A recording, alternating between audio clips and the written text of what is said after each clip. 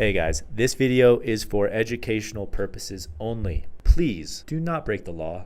Okay, so let's go back to the drybacks for just a moment. And one thing that I see a lot of folks doing nowadays is they're using these very short shots of irrigation and having a lot more irrigation events per day, and but a much lower quantity per event, which in my mind is keeping that water content right in that sweet zone without going higher than you want or lower than you want. Is this something that you guys recommend over to, or is that not necessary, or there's some drawbacks to doing things like that? I think, I think we can dive in a little bit on what we mean when we define irrigation events, and maybe that will shed some context into what we're talking about here, because a lot of times, people get caught up, lost in the sauce on like shot size, like being like, I want to give a very small or big shot. I want to pulse feed and send a bunch of shots. When we look at the big picture of our irrigation strategy, we have a couple key levers that we pull that really define our strategies, and we back our way into that based on what we're trying to accomplish. So that could be shot size, which would be volume or duration based on how you're irrigating. Usually a duration equates to a volume. So like a 1% shot on a 1 gallon pot is 38 mils. So how long does it take for you to run your emitters to get a 38 mil, shot? So usually if you have a 1-to-1 where you're doing 1 gallon per hour, or ideally what you'd want to do is like size your emitters so that you have a 1% shot being like closer to 1 minute. So if you want to do a 5% shot, you do 5 minutes. If you want a 7% shot, which is about as big as I like to do, you got 7 minute shot. Those are the kinds of things that I like to I usually suggest smaller the better on emitter size, but if you're going huge on your pots, like I typically don't recommend bigger than a 2 gallon pot. But like in a 2 gallon pot, 1 gallon per hour is fine. 2.5 emitters. Rockwool, smaller cocoa, I almost always recommend the 0.3s, 0.3 gallon per hour emitters, just because you can fine tune your shots and run longer shot sizes. Problem you'll run into there is you might have overlap if you have a lot of zones that are going in sequence, as opposed to, if they're in series as opposed to going parallel, where you can have multiple shots fire at the same time. If you have like a certain type of irrigation timer that says this zone fires first and that's done, then this zone, now you have to wait 7 minutes. Now by the time you get to the last table in the room, it could be an hour after that first zone goes. So you have to be able to manage your constraints on your system. But usually we talk about shot size and shot interval and shot frequency.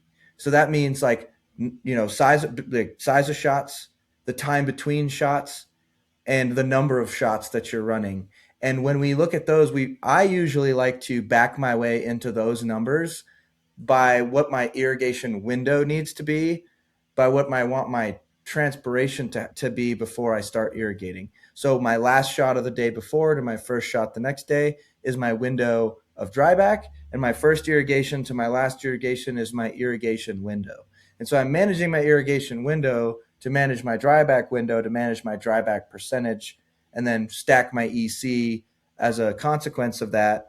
And so then I'm going, okay, well, let's say if I have a 2% per hour transpiration rate over the course of 24 hours, if I'm averaging 2% over 24 hours, that's a 48% dryback. If I have 70% field capacity, 48, if I didn't irrigate at all, by 24 hours later, I'm going to be down to, 22%. And so that's usually way too much. And so what I want to do is cut that down to maybe 35%. So how long do I need to irrigate? That's maybe 3 hours, 2 to 4 hours. So usually our irrigation windows are defined by hours. And then we go back our way into like bigger shots less frequently is more generative, smaller shots more frequently is vegetative.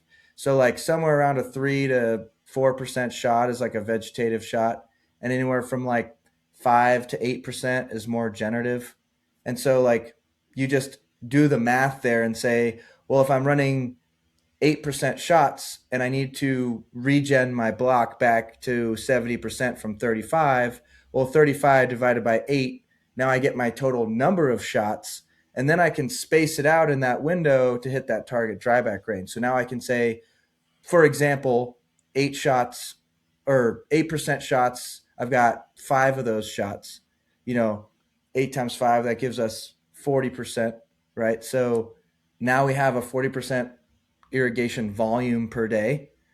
And we may not be drying back 40%. Maybe we're drying back 36 with 10% runoff, which gives us that other 4%. So we're managing a lot of variables and factors at once. So I don't like to say in absolutes like 1 or 2% shots. I like a range, and I like to manage my windows and back my way into those numbers based off of what I'm trying to do with my window, with my dryback window. So I think window is more important overall than shot size and frequency. Okay. No, that makes sense. So you're basically determining the amount of volume that you want to irrigate in a particular day, and you're dividing that up over the course of the irrigation period during the day. And then if it's vegetative, you're going to do more frequent, smaller shots, and you're going to maintain a more even keel on your water content, not as much fluctuation up and down. Whereas in the flowering phase, and as you get closer to the end of flowering, you're actually having more fluctuations because you're doing longer irrigation, longer shots, and letting it dry back more before you hit it again. Would you say that's an accurate sort of overview? Totally.